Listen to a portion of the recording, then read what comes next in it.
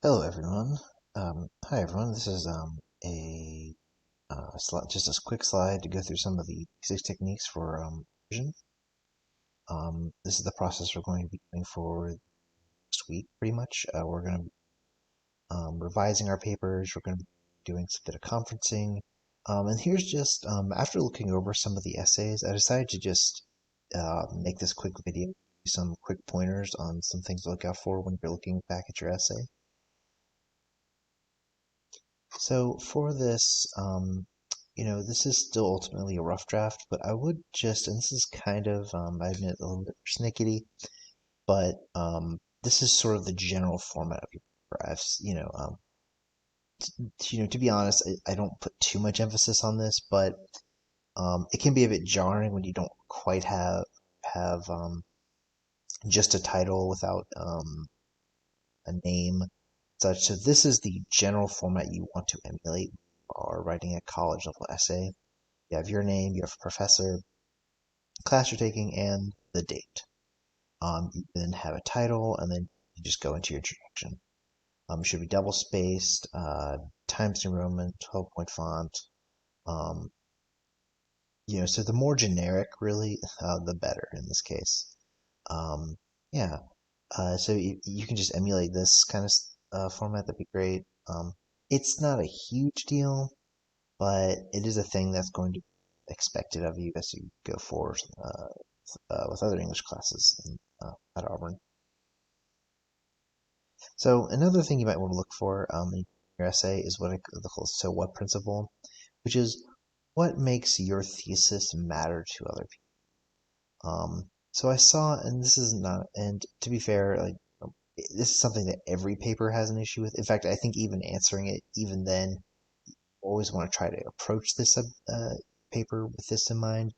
Um, but it's never, you never get a perfect answer to this question. But you're coming up with your thesis. You want to think to yourself, why did someone care about this? What's going on? Right? So maybe you come to the end of your introductory paragraph, you say, and that's why nuclear energy is not implemented in the United States or something. Okay. And then your next sentence should be, you know, um, powerful lobbying groups have inhibited the growth of Americans' energy progress because of blank, blank, blank. That suddenly makes it relevant. You're tying it to a greater picture. Um, this will come up again, especially as we look to the more rhetorical stuff coming up. But just keep this in mind when you're writing.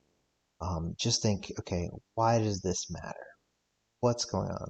So, yeah. Another thing is that is something to keep in mind is the idea of explaining quotations. So, I'm guilty of this actually all the time. But when you drop a quotation, you don't normally just kind of let it sit there. You want to explain why you used it, and you want to explain what it means, right? So you look at this, whatever here. What I do in the yellow is I'm introducing the quote, right? I don't just drop it into my essay. And then once I drop it, I then go and investigate the quote. I explain, I sort of interrogate the quote, right? I sort of say, okay, this is what this quotation is saying here. Look at the language it's using. Look at what this is why this quotation matters, right? So yeah, just keep that in mind. You don't want to just completely lean on your quotation. It's important, but you want to explain to your audience why this quotation matters, right? You want to hear your voice, not just the voice of the person you're quoting. So this is just for next week. I'll probably email you more details about this, but we're gonna be setting up some conferences for one-on-one stuff. You can do this probably through email or Zoom or maybe phone call. Um, I've been having issues with Zoom, but I think I finally have mostly resolved those. Um, yeah, so that's what's next week. So it won't be a discussion focus next week. It'll be one-on-one conferencing where we just go over your paper and just talk about it.